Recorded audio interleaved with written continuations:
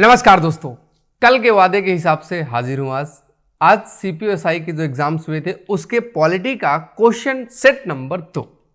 कल हमने 25 क्वेश्चंस कर लिए थे, बाकी के बचे हुए आज हम करेंगे 22 क्वेश्चंस। आप सबका बहुत बहुत स्वागत है। पॉलिटी के जो क्वेश्चन आए हैं वे क्वेश्चन आर्टिकल बेस्ड ज्यादा है और आर्टिकल जो पूछा उन्होंने सुप्रीम कोर्ट के वे आर्टिकल जो रैंडमली एग्जाम में नहीं पूछे जाते। आर्टिकल 140, आर्टिकल 141, 42 और इवन आपके आर्टिकल पूछे जो ज्यादा गए हैं उनमें से जैसे आपका विधानसभा गवर्नर से डीप में डीप क्वेश्चन आपके एग्जाम में पूछे गए। तो कोई बात नहीं, देखते हैं कितना दमखम है, टेंशन मत लीजिएगा। शुरू करेंगे आज को। उससे पहले मेरे पीछे है आज आपके लिए एक बार फिर से शेड्यूल बता देता हूं। इस समय जो शेड्यूल चल रहा है जो कि आपको ध्यान में रखना चाहिए। अभी फिलहाल ऐसे ही क्लासेस चल रही हैं और मॉर्निंग में क्लास जो स्टार्ट होती है द ग्रेट अखिलेश सर के साथ मॉर्निंग में सुबह 8 बजे करंट अफेयर की क्लास होती है। पूरे दिन का हालचाल जो भी नया हो रहा है सब कुछ एक एक बातें सर पूरी क्लियर कर देते हैं। पुराना कोई करंट अफेयर नहीं होता कि 2 महीने पहले 3 महीने पहले।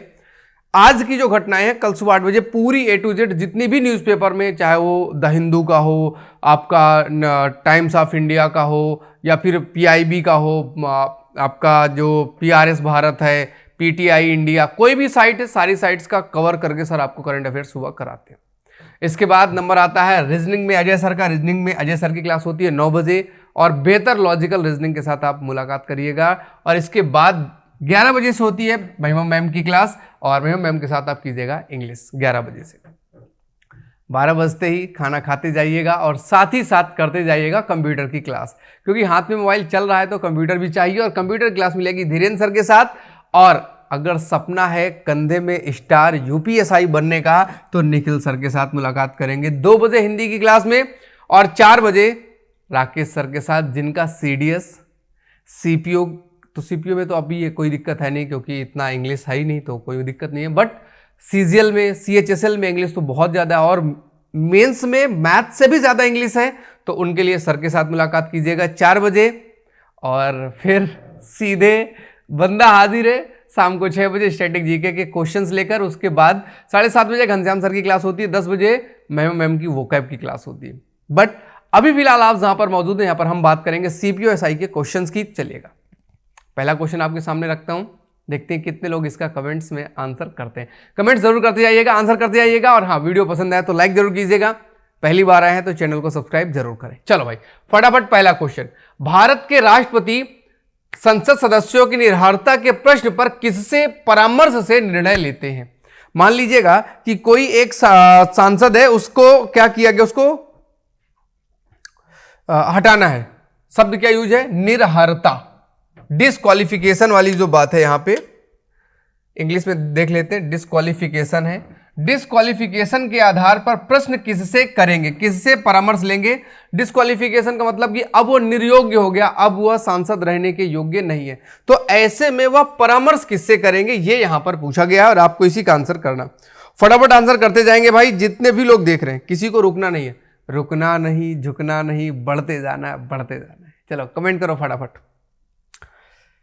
फटाफट। चलो देखो भाई, उपराष्ट्रपति का कोई मतलब है नहीं, संसद से कोई पूछता है नहीं। 2 ऑप्शन आपके पास बचे, उच्चतम न्यायालय से पूछेगा, निर्वाचन आयोग से। उच्चतम न्यायालय से भी क्यों पूछेगा, सीधा पूछेगा निर्वाचन आयोग से, कि उसकी निर्भरता के माध्यम में वो इसी से क्वेश्चन करता। हाँ, अगर स्पीकर होता तो थोड़ा सा फंसता, बट स्पीकर नहीं है इसलिए टेंशन मत लीजिएगा। भारत के निर्वाचन आयोग से परामर्श लेने के पश्चात वो चेक करेगा कि अब इनको रखना है कि नहीं। मतलब जैसे मान लीजिएगा कि कोई मेंटल हो गया तो इस आधार पर, कोई पागल हो गया तो ऐसे आधार पर, जब चुनाव लड़ने के योग्य ही नहीं बचा और सांसद है तब रहा होगा, अभी बीच में पनिशमेंट हो गया ज़्यादा दिन का, तो ऐसे मामले में जब निर्योग्यता आती है तो फिर उसके डिसीजन में यहाँ पे आ जाता है। एक और आता है, निर्हरता के अलावा निर्योग्यता भी आ जाता है, तो वहां पर आप क्या बोलते हैं, वो स्पीकर से पूछने वाली बात आ जाती है। कोई ना, 4 अक्टूबर शिफ्ट 2 का CPOSI का ये क्वेश्चन है। आज हम लोग 5 अक्टूबर तक के सारे क्वेश्चंस कर लेंगे, कंप्लीट कवर हो जाएगा। पहला क्वेश्चन था, दूसरे क्वेश्चन की तरफ बढ़ते हैं। निम्नलिखित में से किस अधिकार को 44वें संविधान संशोधन अधिनियम द्वारा मूल अधिकारों की सूची से हटा दिया गया? देखो आपको अच्छे से पता है, लास्ट जो कल आपने क्लास की थी उसमें भी हमने संपत्ति के अधिकार पर बारंबार लगातार इस पर चर्चा की, संपत्ति के अधिकार में क्या क्या है। तो भाई 44वां संविधान संशोधन जो है ये आपका 1978 में हटाया गया और उस समय सरकार किसकी थी? सरकार थी मोरारजी देसाई की। मोरारजी देसाई की सरकार थी और इन्होंने आर्टिकल 31 जो था 31 इसको रिप्लेस कर दिया आर्टिकल 300A में। पहले जो मूल अधिकार में था संपत्ति का अधिकार, अब वो कैसा हो गया? संवैधानिक अधिकार हो गया, मूल अधिकार से हटा दिया गया। तो वही 44वें संविधान संशोधन द्वारा संपत्ति के अधिकार को क्या किया गया? मूल अधिकार की सूची से हटा दिया गया, रिमूव कर दिया गया। यही है, रिमूव्ड है, तो किसके द्वारा किया गया? रिमूव किया गया। और ये शिफ्ट 3 में आप इंटर कर चुके हैं। 4 अक्टूबर में जो 3 शिफ्ट में पेपर हुए थे, एक मॉर्निंग में, एक आफ्टरनून में और एक इवनिंग में, और सीजीएल 4 शिफ्ट में पेपर होता है। ये सीपीओ का जो था ये आपका कम शिफ्ट में था, 3 ही शिफ्ट में और 3 ही दिन था, क्योंकि इसमें बच्चों के पास कुछ योग्यताएं कम हो जाती है, लंबाई वगैरह का भी सिस्टम रहता है, इस वजह से रनिंग का भी रहता है, तो वो कुछ चीजें यहाँ पे कम हो जाती। चलिएगा, बहुत बढ़िया। अगले क्वेश्चन चलते हैं। क्वेश्चन नंबर 3, भारतीय संविधान का कौन सा अनुच्छेद या शर्त निर्धारित करता है कि राष्ट्रपति एक बार चुने के जाने के बाद संसद या राज्य विधानमंडल के किसी भी सदन का सदस्य नहीं होगा? कठिन क्वेश्चन। और मैं दिल से बताऊं तो ये क्वेश्चन मैंने जब आर्टिकल वाली सीरीज कराई थी तो उसके अलावा इसको क्वेश्चन में नहीं कराया, मुझे याद नहीं आ रहा। आर्टिकल वाली सीरीज में तो कराई है, बट ये क्वेश्चन अच्छा क्वेश्चन था और क्या बोलूं इसको, अभी आया है तो स्टार लगा लीजिएगा। रिपीट होगा, बार बार रिपीट होगा, बार बार रिपीट होगा। सही कैसे करेंगे? तो दिमाग लगा के सही कर सकते हैं। राष्ट्रपति के बारे में 79, ये तो संसद का आर्टिकल है कि लोकसभा राज्यसभा अपन जो भी है, और आर्टिकल नंबर 80 में क्या है? राज्यसभा के गठन की बात है। और आर्टिकल 59 में क्या है? राष्ट्रपति अगर एक बार राष्ट्रपति चुन गया तो अब वह किसी भी विधानमंडल का सदस्य नहीं होगा, सांसद, विधायक या मंत्री नहीं बनेगा, काम उससे हो गया खत्म। क्योंकि सांसद नहीं बनेगा तो जाहिर सी बात है वो प्रधानमंत्री भी नहीं बन सकता। राष्ट्रपति बनने के बाद कोई व्यक्ति प्रधानमंत्री भी नहीं बन सकता, क्योंकि प्रधानमंत्री बनने के बाद संसद का सदस्य ही प्रधानमंत्री बन सकता है, यानी कि एमपी बन सकता है। और अगर आप एमपी ही नहीं बन सकते हो तो आप प्रधानमंत्री भी नहीं बन सकते हो। और अगर आप राज्य विधानमंडल के अर्थात अगर आप एमएलए नहीं बन सकते हो तो इसका मतलब यह है कि अब आप और क्या नहीं बन सकते हो? आप किसी भी कंडीशन में आप मुख्यमंत्री नहीं बन सकते। एक बार राष्ट्रपति हो गए तो काम खत्म हुआ। तो भाई प्लीज इस क्वेश्चन को थोड़ा सा याद रखें, क्योंकि अभी ये क्वेश्चन रिपीट होगा। काफी दिनों के बाद क्वेश्चन पूछा गया, पिछले 2-3 साल में तो क्वेश्चन नहीं पूछा गया, 2-3 साल पहले पूछा गया था और अभी ये नया नया क्वेश्चन आया और अच्छा क्वेश्चन है। आगे बढ़ते अगले क्वेश्चन में। क्वेश्चन नंबर 4, भारत के संविधान का कौन सा अनुच्छेद बलात् श्रम को प्रतिषिद्ध करता है? ये क्वेश्चन अच्छा और रिपीटेड है, बार बार हर एग्जाम में क्वेश्चन आता है। आर्टिकल नंबर 23 ऐसा एक आर्टिकल जिसके बिना कोई एग्जाम संपन्न होता ही नहीं। आर्टिकल 17, आर्टिकल 21, आर्टिकल 24, ये ऐसे आर्टिकल है, ये आने ही आने हैं। देखो आर्टिकल नंबर 23 में 3 है, हम 3 बना लेते हैं। आर्टिकल नंबर 24 में 4 है, हम इसका 4 निकाल लेते हैं। 3 में पहला शब्द बेगार, बलात् श्रम और दुर्व्यापार। मनुष्यों को बेचा नहीं जाएगा, जबरदस्ती काम नहीं कराया जाएगा, काम कराया जाएगा तो सैलरी दी जाएगी। बेगार का मतलब बिना पैसे के काम कराना, तो ऐसा कुछ नहीं होगा। ध्यान ये रखना है, 3 चीजें आ गई तो इसका मतलब ये आर्टिकल 23 है। तो एक तो ये तुक्का हो गया। दूसरा, 24 में 14 साल से कम उम्र के बच्चे को किसी भी खतरनाक रोजगार में नियोजित नहीं किया जाएगा। खतरनाक रोजगार में नियोजित नहीं किया जाएगा 14 साल से कम उम्र के बच्चे को। तो क्या 14 के बाद वाले कर सकते हैं? नहीं, 14 से 18 तक ट्रेनिंग के पर्पज से रख सकते हैं, बट 14 साल तक के बच्चे घर का काम करेंगे। घर का काम करने में कोई दिक्कत नहीं है।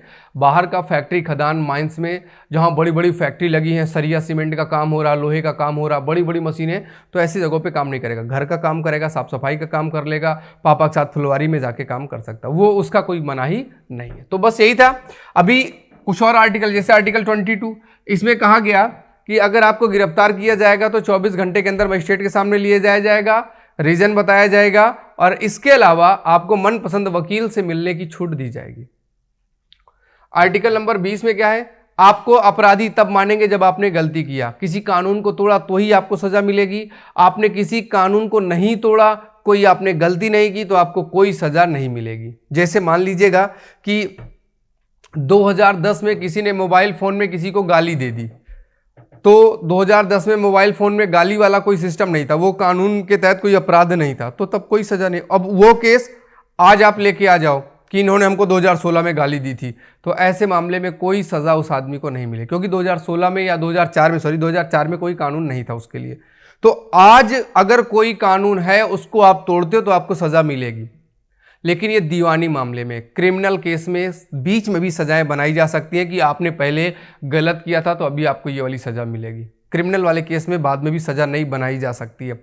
इवन आपके ऊपर फाइनेंशियल एक और फाइन भी मारी जा सकती है, बस जेल नहीं भेजते। ये है, जेल के अलावा अगर दोबारा सजा देनी है एक ही मामले में फिर से, तो केवल फाइन आप लगा सकते हो, जेल नहीं भेज सकते हो अगर एक बार बरी हो गया है तो ये है। और आर्टिकल 21 राइट टू लाइफ है, जीवन का अधिकार, आत्मरक्षा का अधिकार, सोने का अधिकार, खाना पीना, उठना बैठना, सोना जागना, नाचना और घर बना के रहना, मम्मी पापा के साथ रहना, स्वास्थ्य का अधिकार, हेल्थ का अधिकार, अच्छा सोना, अच्छा खाना, अच्छा पीना, अच्छा उठना बैठना, ये सारे, बच्चे की शादी कर देना, सारे संस्कार जितने भी होते हैं 16-17 संस्कार, सारे संस्कार सब आपके आर्टिकल 21 के तहत राइट टू लाइफ है।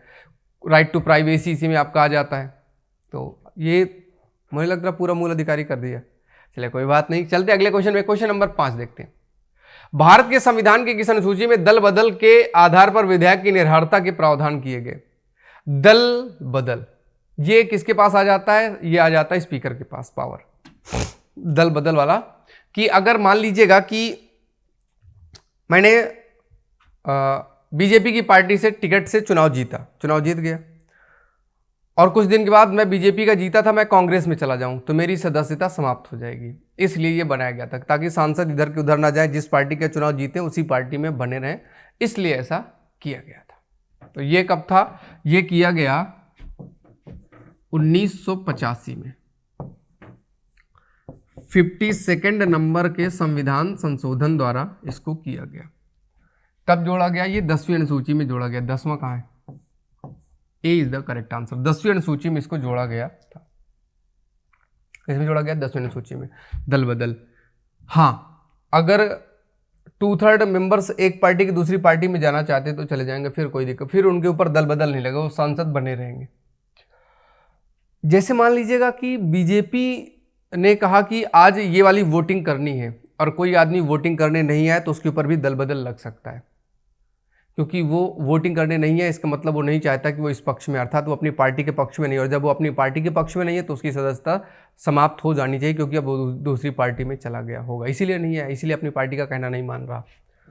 अनुसूची नंबर यहाँ पे है 11 ग्राम पंचायत है, 9 भूमि सुधार है, 8 भाषा से संबंधित है। किससे संबंधित है? भाषा से। पहले भाषाएं कितनी थी? पहले भाषाओं की संख्या कितनी थी? 14, अभी कितनी? 22। ठीक है, चलते अगले क्वेश्चन पे। क्वेश्चन नंबर 6, संविधान का कौन सा अनुच्छेद स्पष्ट करता है कि आरक्षण जैसी नीतियां समानता के आधार पर उल्लंघन नहीं है? मतलब रिजर्वेशन निगेटिव नहीं है। ये किस आर्टिकल में कहा गया? किस आर्टिकल में कहा गया कि ये जो आपका है ये गलत नहीं है, रिजर्वेशन गलत नहीं है? देखो आर्टिकल 15 में क्या कहा गया? धर्म, जाति, नस्ल, लिंग, जन्मस्थान के आधार पर भेदभाव नहीं किया जाएगा, लेकिन महिलाओं के पक्ष में भेदभाव हो सकता है, बच्चों के पक्ष में भेदभाव हो सकता है। फिर शेड्यूल कास्ट, शेड्यूल ट्राइब्स के लिए भी कुछ भेदभाव हो सकता है, स्कूलों में सीट अलग से रिजर्व हो सकती हैं और इनके लिए चुनाव वगैरह में विधान परिषद की सीटें अलग से हो सकती महिलाओं के लिए, तो वो गलत नहीं है। राइट टू इक्वलिटी में वो भी है, तो आर्टिकल 15 में तो ये है। आर्टिकल 14 में क्या? राइट टू इक्वलिटी, कानून की नज़र में कोई भेदभाव नहीं है, सब समान रहेंगे। कानून की नज़र में ना कोई छोटा है ना कोई बड़ा, सभी लोग समान रहेंगे। आर्टिकल 21 राइट टू लाइफ आपको बता ही दिया। तो बचा कौन सा? 16 में है क्या? सरकारी नौकरी में किसी के साथ भेदभाव नहीं किया जाएगा। किसमें? सरकारी नौकरी में किसी व्यक्ति के साथ कोई भेदभाव नहीं किया जाएगा कि आप धर्म के आधार पर, जाति के आधार पर, नस्ल के आधार पर, लिंग के आधार पर भेदभाव नहीं होगा, जो कि आर्टिकल 15 में भी है। 15 सार्वजनिक जगहों पर भेदभाव से मनाही करता है और आर्टिकल 16 की सर मनाही करता है सरकारी नौकरी में कोई भेदभाव नहीं होगा, सरकारी नौकरी में कोई भेदभाव नहीं होगा। अब आर्टिकल 16(4) में कहा गया कि आवश्यकता पड़ने पर शेड्यूल कास्ट, शेड्यूल ट्राइब्स और ओबीसी के लिए रिजर्वेशन हो सकता है। तो इन लोगों को रिजर्वेशन 22.5% तो 1950 में ही दे दिया गया। ओबीसी के लिए काका कालेलकर समिति का गठन किया गया, लेकिन उन्होंने मना कर दिया। बीपी मंडल आए, बीपी मंडल ने कहा हाँ ठीक है, इनको रिजर्वेशन देना चाहिए 27%, दिया नहीं गया। फिर नई सरकार एक आई 1989 में, नाम था विश्वनाथ प्रताप सिंह, वीपी सिंह, और वीपी सिंह ने ओबीसी वालों को 27% का रिजर्वेशन दे दिया। अभी इतना ही रिजर्वेशन था, बट ये सब था 16(4) में। और इसके बाद एक नई सरकार आई मोदी जी की, और उन्होंने इकोनॉमिकली वीकर सेक्शन, जो जिनको आरक्षण नहीं प्राप्त है ऐसा वर्ग और उनकी इनकम 8 लाख से कम है, उन्हें इकोनॉमिकल वीकर सेक्शन में रखा गया। हिंदू भी हो सकता है, मुस्लिम भी हो सकता है, बौद्ध भी हो सकता है, जैन भी हो सकता है, पारसी भी हो सकता है, किसी भी धर्म का हो सकता है, बस जनरल कैंडिडेट हो और उसकी आय 8 लाख से कम हो। और इनके लिए रिजर्वेशन रखा गया आर्टिकल नंबर 16(6) में 103वें संविधान संशोधन के द्वारा 2019 में। दिया कितना गया? 10% आरक्षण इनको दिया गया। अभी फिलहाल टोटल 59.5% रिजर्वेशन है भारत में, रिजर्वेशन इतना ही है। तो करेक्ट आंसर क्या है? 16(4) कह रहा है कि समानता के अधिकार का उल्लंघन नहीं है आरक्षण। रिजर्वेशन केवल आर्टिकल 16 में है, 15 में एडवांसमेंट शब्द का प्रयोग है। किसका प्रयोग है? एडवांसमेंट शब्द का प्रयोग किया गया है। आगे चले अगले क्वेश्चन में, चलेगा? कोई दिक्कत, कोई समस्या तो जरूर बताइएगा। और फिलहाल बढ़ते अगले क्वेश्चन की तरफ। अगला क्वेश्चन क्या भाई हमारा? SIM question number 7। भारत के संविधान के अनुच्छेद 361 के अनुसार 361 आपने सुना होगा कि राष्ट्रपति की गाड़ी के आगे कोई मर गया तो राष्ट्रपति को कोई सजा नहीं होगी। राष्ट्रपति अगर कानून के तहत कोई गलती कर देता है, कानून उसके लिए कोई कानून एक बात तो है नहीं, हर जगह पे वो फर्स्ट नागरिक रहेगा। उसका काफिला निकलेगा, बहुत सारे लोग एक साथ निकलेंगे। कोई सड़क में खड़ा तो उसे सड़क से थोड़ी देर के लिए बाहर कर दिया जाएगा, ट्रैफिक जाम हो सकता है। वो संसद भवन में जाएगा या फिर वो हम राष्ट्रपति भवन में रहेगा तो उसका उसे कोई रेंट नहीं देना। तो ऐसे जो भी काम होंगे, इन कामों में जब उसे रेंट नहीं देना है तो इसके लिए एक अलग से आर्टिकल बनाया गया। और आर्टिकल कौन सा रखा गया? आर्टिकल 361। इसमें कहा गया कि राष्ट्रपति के पास अलग से जो पावर है वह अलग से रहेगी। ये कोई अपवाद नहीं है। और इसी प्रकार से राज्यों में जो राज्यपाल होता है ये भी कानून की नज़र में समान नहीं है, इनके साथ अलग से कुछ बर्ताव हो सकते हैं, इनकी पावर कुछ और अलग से हो सकती है। तो अब इसमें क्या है? प्रधानमंत्री का तो कोई मतलब नहीं, मुख्यमंत्री का कोई मतलब नहीं, सचिव का कोई मतलब नहीं, राज्यपाल प्लस राष्ट्रपति, इन दोनों लोगों को क्या देखो लिखा भी है, अपने पद शक्तियों के प्रयोग कर्तव्यों के पालन के लिए किसी अदालत के प्रति कोई उत्तरदायी नहीं। जैसे कोई एक कानून इनके पास आया कि इस पर साइन करो और साइन नहीं कर रहे हैं तो इन पर कोई सजा नहीं होगी, तुमने साइन क्यों नहीं किया। इनका कोई छुट्टी उट्टी का वो ऑफिस का टाइम नहीं होता है कि भैया 10 बजे आप नहीं आओगे तो आपकी सैलरी काट देंगे, 10 से 4 ऑफिस में रहने, 24 घंटे नौकरी में रहते हैं। जब तक रहेंगे तो इस साल के हिसाब से हमेशा अपने पद पर रहते हैं। आगे चलते हैं अगले क्वेश्चन पर। भारतीय संविधान में वर्णित मूल कर्तव्यों का प्रावधान निम्नलिखित में से किससे प्रेरित है? मूल कर्तव्य, फंडामेंटल ड्यूटी, बताओ ये कहां से लिया गया? और हम लोग आ चुके हैं 5 अक्टूबर शिफ्ट 1 भारतीय संविधान में। अब भाई जो लोग अभी जुड़े हो प्लीज वीडियो को लाइक कर लीजिएगा और नए हो तो चैनल को सब्सक्राइब भी कर लीजिएगा।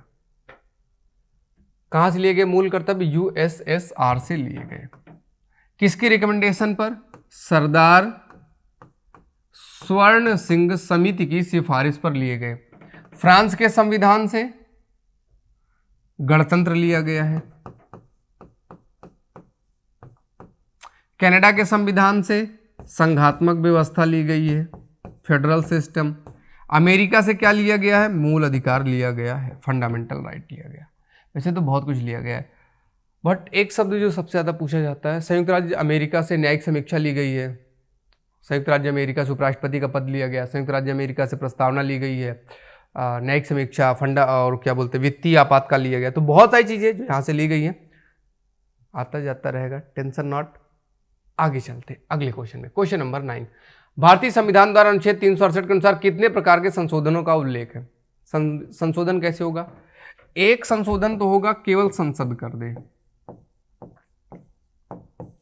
और एक संशोधन होता है संसद तो करेगी ही करेगी प्लस आधे राज्यों का समर्थन होना चाहिए। आधे राज्यों का समर्थन होगा तो जैसे कोई संघात्मक व्यवस्था में, फेडरल सिस्टम में कोई चेंज आप कर रहे हो, जिससे राज्यों में कोई परिवर्तन आ सकता है, राज्य की इनकम में कोई परिवर्तन आ सकता है, तो वहां पर आधे राज्यों की सहमति चाहिए। जैसे मान लीजिएगा जीएसटी आप बना रहे हो, तो यहाँ पे जैसे निर्वाचन आयोग में कोई सुधार आप कर रहे हो, तो जैसे सुप्रीम कोर्ट में कोई सुधार कर रहे हो, क्योंकि सब में आप इफेक्ट डालेगा, तो ऐसे मामले में फिर आपको आधे से अधिक राज्यों से भी पूछना पड़ेगा। तो 2 प्रकार से संशोधन होता है। हाँ, बहुमत वोटिंग कितने प्रकार से होती है? तो वोटिंग तो कई प्रकार से होती है। सिंपल मेजॉरिटी है, इफेक्टिव मेजॉरिटी है, स्पेशल मेजॉरिटी के टाइप 1, टाइप 2, टाइप 3 ऐसे करके 3, 2, 5 प्रकार से मतदान होता है। ये संशोधन की बात है 368। और ये कहाँ से लिया गया है? ये लिया गया है साउथ अफ्रीका से। संविधान के भाग नंबर किस में है? 20 में। संविधान के भाग 20 में संविधान संशोधन है। आगे चलते हैं। भारत के संविधान के किस अनुच्छेद में कहा गया है कि प्रधानमंत्री की नियुक्ति भारत के राष्ट्रपति द्वारा की जाएगी? भारत के संविधान में कहा गया है कि भारत के प्रधानमंत्री की नियुक्ति राष्ट्रपति के द्वारा की जाएगी। अच्छा आर्टिकल है। और एक आर्टिकल में कहा गया प्रधानमंत्री की नियुक्ति प्रधानमंत्री करेगा, एक आर्टिकल में कहा गया मुख्यमंत्री की नियुक्ति राज्यपाल करेगा। तो ये सेम टू सेम दोनों आर्टिकल मिलेंगे आपको। जैसे वहां पर मिलेगा 163 और 164। 163 में कहा गया सीएम का पद होगा, 164 में कहा गया सीएम की नियुक्ति होगी। वैसे ही 74 में कहा गया कि पीएम का पद होगा, 75 में कहा गया इसकी अपॉइंटमेंट होगा, इसकी नियुक्ति होगी। तो नियुक्ति वाला आर्टिकल ये हो जाएगा क्योंकि नियुक्ति पूछ रहा है। आर्टिकल 75 में कहा गया प्रधानमंत्री की नियुक्ति राष्ट्रपति करेगा और प्रधानमंत्री की सलाह पर मंत्रिपरिषद की नियुक्ति की जाएगी। आगे लिखा गया प्रत्येक मंत्री राष्ट्रपति के प्रति उत्तरदायी होगा। और तीसरे पॉइंट में कहा गया 75(3) में सामूहिक मंत्रिपरिषद लोकसभा के प्रति उत्तरदायी होगी। यहीं से 75(3) से क्या आता है, क्या बोलते हैं उसे, अविश्वास प्रस्ताव आता है। क्या आता है? नो कॉन्फिडेंस मोशन आता है। आगे चलते अगले क्वेश्चन में। भारतीय संविधान के किस अनुच्छेद के तहत संघ की कार्यपालिका शक्ति राष्ट्रपति में निहित होगी? संघ की कार्यपालिका शक्ति राष्ट्रपति में निहित होगी।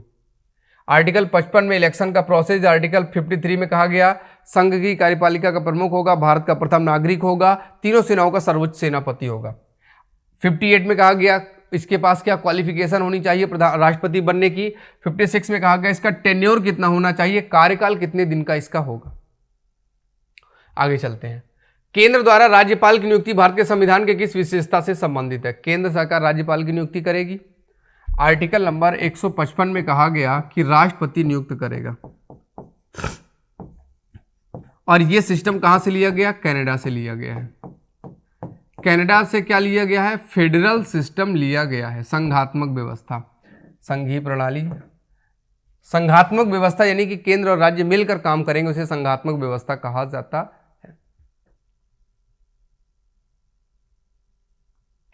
आगे चलते हैं। भारतीय संविधान में मौलिक अधिकार निम्नलिखित में से किस देश के पत्र? अब देखो मौलिक अधिकार कहां से लिए गए हैं? यूएसए, अमेरिका से। बट मौलिक अधिकार पत्र ये कहां से प्रेरित है? यूएसएसआर, ये तो है नहीं, जापान है नहीं, ऑस्ट्रेलिया है नहीं, यूएसए ही आ जाएगा। और अगर शब्द आ जाता मैग्ना कार्टा तो ये यूके से हो जाता, ब्रिटेन से हो जाता अगर मैग्ना कार्टा की बात होती तो। हम लोग आ चुके हैं 5 अक्टूबर, शिफ्ट नंबर 2 के क्वेश्चन कर रहे हैं और 3 शिफ्ट हैं। तीसरे का अभी क्वेश्चन हो जाएगा, टेंशन मत लीजिएगा, बस वीडियो को लाइक करते रहिए, बने रहिएगा। और आर्टिकल की सीरीज में आप आर्टिकल देख सकते हो, वहां पे सारे क्लियर हैं। भारतीय संविधान के अनुच्छेद 36 से 51 का संबंध निम्नलिखित में से किससे है? 36 से 51 का संबंध निम्नलिखित में से किससे है? मूल कर्तव्य आर्टिकल 51A में है, मूल अधिकार 12 से 35 है, नितेशक तत्व 36 से 51 है, प्रस्तावना का कोई आर्टिकल ही नहीं है। तो 36 से 51 डीपीएसपी कहां से लिया गया है? आयरलैंड से लिया गया है। संविधान के भाग नंबर 4 में है। किसमें है? संविधान के भाग नंबर 4 में आपको ये मिलेगा। आगे चलते अगले क्वेश्चन में, निम्नलिखित में से कौन केंद्र में लोक कार्मिकों की भर्ती, ये बढ़िया है, लोक कार्मिकों की भर्ती और सेवा शर्तों से संबंधित विवादों के निपटारे के लिए उत्तरदायी है। मतलब आईएएस पीसीएस में कोई लड़ाई हो जाए, आईएएस कोई डिसीजन दे और डिसीजन अच्छा ना हो, आईएएस के ऊपर कोई केस चलाना हो, उसके कार्य प्रणाली को देखना हो, प्रमोशन से संबंधित कोई रिकमेंडेशन को देखना हो, तो ऐसा काम सीएटी करता है, कैट करता है, कैट सेंट्रल एडमिनिस्ट्रेटिव ट्रिब्यूनल। और ट्रिब्यूनल जो है ये संविधान के भाग नंबर 14A में है और इनके अनुच्छेद हैं 323A और 323B, केवल 2 ही आर्टिकल है इसके। ट्रिब्यूनल का मतलब क्या होता है, प्राधिकरण, जैसे एनजीटी नेशनल ग्रीन ट्रिब्यूनल और सीएटी सेंट्रल एडमिनिस्ट्रेटिव ट्रिब्यूनल, जैसे प्रतिस्पर्धा अपीली न्यायाधिकरण, संयुक्त प्रशासनिक अधिकरण, निपटारा अपीली न्यायाधिकरण। याद रखेंगे सीएटी करता है, कैट कौन करता है, कैट करता है। इनके बारे में कोई भी दिक्कत आएगी तो कैट करेगा। जैसे किसी आईएएस अधिकारी ने कुछ गलत बोल दिया तो चेक करना, भाई तुमने गलत बोला, क्यों गलत बोला, तो ऐसा काम सब सीएटी करता है। इलाहाबाद में भी इसका एक कार्यालय है। 2 सितंबर 1946 को बनी अंतरिम सरकार में लियाकत अली शहजादे जी के पास क्या था, गृह मंत्रालय, विदेश मंत्रालय, रक्षा मंत्रालय, बलदेव वित्त मंत्री थे लियाकत अली, बाकी ये मंत्रालय ही नहीं थे। मंत्रालय क्या जो इस समय बनी थी ना, ये यहां पे शब्द मंत्रालय गलत यूज है, होना चाहिए था विभाग। मंत्रालय जो है 1947 के बाद बनेंगे। भारतीय संविधान के किस अनुच्छेद में मूल अधिकारों का वर्णन, देखो पहले डीपीएसपी भी पूछा है और मूल अधिकार भी पूछ लिया। अब हम आ चुके हैं शिफ्ट 3 में। शिफ्ट 2 में डीपीएसपी का आर्टिकल पूछा है और शिफ्ट नंबर 3 में मूल अधिकार के आर्टिकल पूछा है। 5 से 11 सिटीजनशिप है, 12 से फंडामेंटल राइट है, 36 से 51 डीपीएसपी है और 52 ये आपका यूनियन के आर्टिकल हैं, संघ के। मूल अधिकार फंडामेंटल राइट 12 से 35। आपके 17 में से कितने क्वेश्चन सही हुए एक बार ये जरूर काउंट कर लीजिएगा, ताकि भाई कंपटीशन है तो कंपटीशन में आपको अपनी जगह, अपनी मेरिट तो पता होनी ही चाहिए, हम किस जगह पे काम कर रहे हैं ये जरूर हमें पता होना चाहिए। आगे चलते अगले क्वेश्चन में। क्वेश्चन नंबर 18, भारतीय संविधान का कौन सा अनुच्छेद राज्य विधानमंडल के संबंध में मंत्रियों के अधिकारों से संदर्भित करता है। मंत्रियों के अधिकार, जैसे प्रधानमंत्री का अधिकार है कि आर्टिकल 77 में 78 में कि वह समस्त कार्यवाही राष्ट्रपति को बताएगा, तो मंत्री परिषद के पास भी कुछ काम होना चाहिए, वो किसको करेगा। अब यहाँ पे आर्टिकल देखो फंसा दिया, 177, 175, 176 और 178। तुक्का मारने का टाइम आपको कहो तो दे दूं, तुक्का मार लीजिएगा जितना मारना है। चलो मत मारो तुक्का, कब तक मारोगे, क्या फायदा है तुक्का मारने का, पता चले तुक्का मारने में गलत कर दो, चलेगा।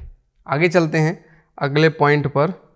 अगला क्वेश्चन देखते हैं, भारतीय संविधान के किस अनुच्छेद में उल्लेख है कि भारत के राज्य क्षेत्र के सभी प्राधिकारी दीवानी, सिविल, न्यायिक, जुडिशियल उच्चतम न्यायालय की सहायता में काम करेंगे। उच्चतम न्यायालय की सहायता में काम करेंगे। क्वेश्चन क्या है, which article of the Indian constitution state that shall authority within the territory of India civil and judicial shall act and at Supreme Court. Article number 141 नहीं सॉरी 141 नहीं 144, article number 144 is the correct answer. भैया अब देखो इतने खतरनाक question है तो थोड़ा सा तो आर्टिकल पढ़ना। अच्छा ये जो 2 क्वेश्चन थे ये ऐसे क्वेश्चन थे जिनको करना नहीं था, छोड़ने वाले क्वेश्चन थे क्योंकि कंफ्यूजन में गलत कर ही दोगे।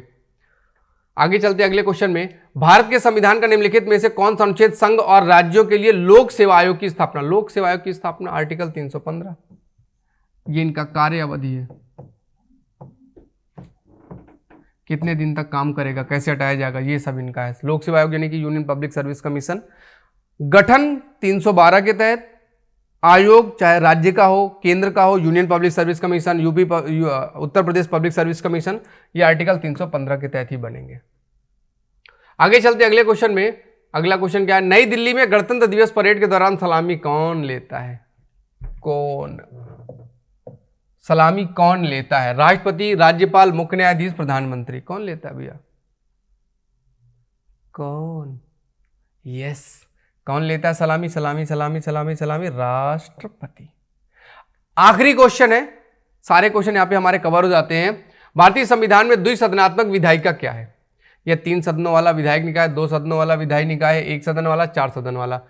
द्विसदनात्मक का मतलब ये 2 सदन वाला, इतना काय को दिमाग लगाने का, लोकसभा और राज्यसभा दोनों मिलकर कानून बनाते हैं। तो कुल मिला के अपने जो क्वेश्चन थे वो अपन ने कर लिए बहुत सारे। उम्मीद करता हूँ आपको अच्छा लगा होगा। और देखो, हंसते मुस्कुराते काम कर लो, बाकी ज़्यादा ज़िंदगी में स्ट्रेस लेने की कोई ज़रूरत है नहीं। और हाँ, शाम को मिलेंगे 6 बजे, फिर से करेंगे। जो पीछे की आप एक सर्च कीजिएगा गूगल में, राइस स्मार्ट में या यूट्यूब में कहीं भी सर्च कीजिएगा पॉलिटी बाय हिमांशु यादव, तो वहाँ पे वीडियोस पड़े हुए हैं। उन वीडियोस से आपका पूरा काम हो जाएगा। एक बार उनको लिख लीजिएगा, पढ़ लीजिएगा, मोर देन इनफ है। कुछ आर्टिकल जरूर पूछ लेगा जो आपको या हमको नहीं आते हैं, तो वो छोड़ने के लिए होते हैं, उसको छोड़ दीजिएगा। ओके, चलिएगा, tata bye, take care, have a nice day, enjoy कीजिएगा।